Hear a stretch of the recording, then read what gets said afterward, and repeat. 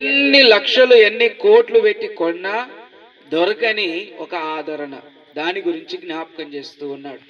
ఎందుకనంటే ఆదరణ అనేది మనుషులకు సాధ్యమయ్యే పని కాదు. ఎందుక మనసులో ఉండే వేదన ఎదుటి మనిషికి అర్థం కాదు, తెలుస్తుందా? తెలియదు. ఎవరికి తెలుస్తుంది?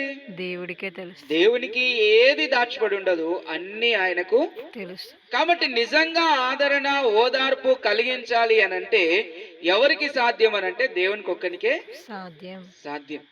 సేవకుడైనా కూడా దేవుడు చెప్తేనే మాట్లాడగలుగుతాడు, కానీ సొంతగా అయితే మాట్లాడలేదు. కాబట్టి జ్ఞాపకం చేసుకుంటే ఇక్కడ ఒక మాట జ్ఞాపకం చేస్తున్నాడు 3వ వచనంలో, కనికరము చూపు తండ్రి సమస్తమైన ఆదరణను అనుగ్రహించు దేవుడు. మన దేవుడు ఎలాంటి వాడు అనంటే సమస్తమైన ఆదరణ కలిగించు దేవుడు. నిజంగా భూమి మీద మనం ఆలోచన చేస్తే కొన్ని మాటలు మనం ఆలోచన చేస్తే బైబిల్ గ్రంథంలో నుండి, ఇదిగో తండ్రి లేని వారికి తండ్రి నేనే అని దేవుడు అంటున్నాడు, తల్లి లేని వారికి తల్లిని నేనే అంటున్నాడు, పిల్లలు లేని వారికి కుమారుణ్ణి నేనే అంటున్నాడు. ఏలే అనగా మనకు శిశువు. దాని అర్థం ఏంటి? మనకు ప్రతి విధమైనటువంటి బంధము దేవునితోనే ఉన్నది. ఎవరితోనున్నది? దేవునితోనే ఉన్నది.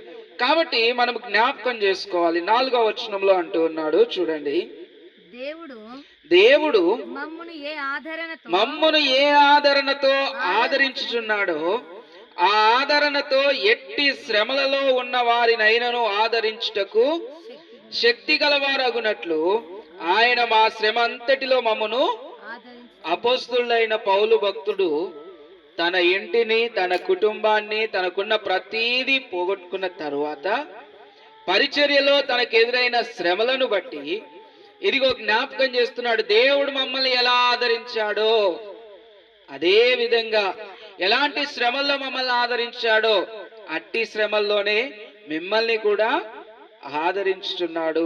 5వ వచనం, క్రీస్తు యొక్క శ్రమలు మా ఎందెలాగు విస్తరించుచున్నావే అలాగే క్రీస్తు ద్వారా ఆదరణయు మాకు.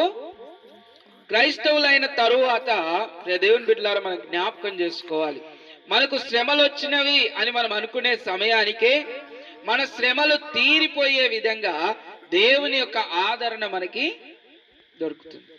అది మనం జ్ఞాపకం చేసుకోవాలి. 6వ వచనం చివరి మాట, ఈ ఆదరణ మేము కూడా పొందుచున్నట్టు ఆ శ్రమలను ఓపికతో సహించుటకు కార్యసాధకమై ఉన్నది. నిజంగా మరి దేవుడు ఆదరణ ఎందుకు కలిగిస్తున్నాడు అనంటే మన జీవితంలో వచ్చిన ప్రతి శ్రమను మనము ఆదరణతో ముందుకు తీసుకుపోవడానికి. దేవుడు ఆదరించేది ఎందుకు అనంటే నువ్వు బలంగా ముందుకి నడవాలి.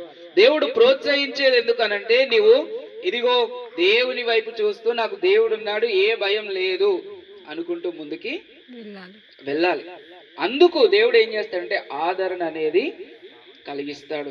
ఇక్కడ జ్ఞాపకం చేస్తూ ఉన్నాడు, ఇదే అపోస్తులైన పౌలు భక్తునితో ఏమంటున్నాడంటే, ఈ ఆదరణ మేము పొందుచున్నట్టి శ్రమలను ఓపికతో సహించుటకు కార్యసాధకమై ఉన్నది.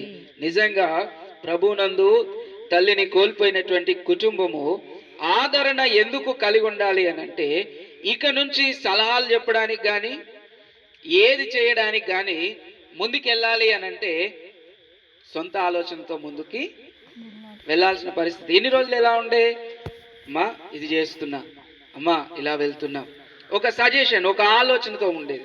ఇప్పుడు ఎలా ఉంది? సొంత ఆలోచనతో. ఈ ఆలోచనతో ముందుకెళ్ళాలి అనంటే ధైర్యం ఎక్కడి నుంచి రావాలి? దేవుని దగ్గర నుంచి. కాబట్టి సంఘముగా, బంధువులుగా, మిత్రులుగా మీ కుటుంబము కొరకు మేము ఆదరణ కలగాలని, దేవుని కాపుదల ఉండాలని, దేవుని తోడుతో మిమ్మల్ని నడిపించాలని మేమందరము ప్రార్థన చేస్తూ ఉన్నాం. సంఘం తరపున మీ కుటుంబం ఎప్పుడూ ప్రార్థనలో ఉంటూ ఉంది. కాబట్టి దేవుని యొక్క ఆదరణ కలిగి ప్రతి కార్యము ధైర్యముతో జరిగించాలని తెలియపరుస్తూ ఉన్నాం. ముందున్న దినంలో రేపు ఆదివారం దినమున జ్ఞాపకార్థ కూడికుంది. ధైర్యంతో ముందుకు అడుగేయాలి. దేవుడు తోడుగా ఉండి నడిపిస్తాడు. దేవుణ్ణి మరిచిపోవద్దు. ఇక్కడ ఒకటే విషయం, ఆదరణ కలగాలన్నా, ఒక ధైర్యంగా ముందడుగు వేయాలన్నా ఒకటే మాట ఏంటి అని అంటే, దేవుణ్ణి మర్చిపోవద్దు. ఏం చేయొద్దు?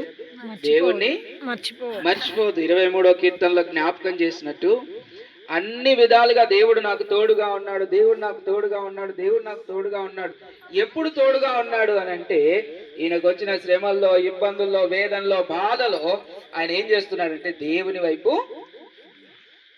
వైపు చూస్తేనే ఆదరణ, దేవుని వైపు చూస్తేనే సహాయం, దేవుని వైపు చూస్తేనే ప్రతి శోధన నుండి విడుదల. కాబట్టి కుటుంబము దేవుని వైపు చూస్తూ ఆదరణ పొందుకొని ముందుకు కొనసాగులాగున దేవుడిచ్చిన కుమారుని బట్టి, కుమార్తెలను బట్టి, వారి కుటుంబాన్ని బట్టి మనందరము సంఘముగా ప్రార్థన చేద్దాం. ప్రతి ఒక్కరు తల్లు వచ్చి కళ్ళు మూసుకొని ప్రార్థన చేసుకుందాం. దేవుడిచ్చినటువంటి కుటుంబాన్ని బట్టి, తల్లి విడిచి వెళ్ళిన కుటుంబాన్ని బట్టి మనం ప్రార్థన చేసుకుందాం. ప్రతి ఒక్కరు తల్లు వంచి కళ్ళు మూసుకొని ప్రార్థన చేసుకుందాం. మనందరం తల్లు వంచినట్లయితే కృపక ప్రార్థనలో నడిపిస్తారు కుటుంబం కొరకు.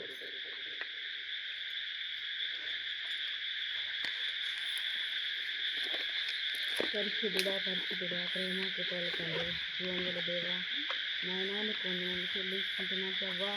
నాయనా మరి రాత్రికాల సమయంలో ఉన్న తండ్రి, నాయనా మరి నా ప్రభా, నాయనా మరి ఆగస్టు మామ నా తండ్రి మరి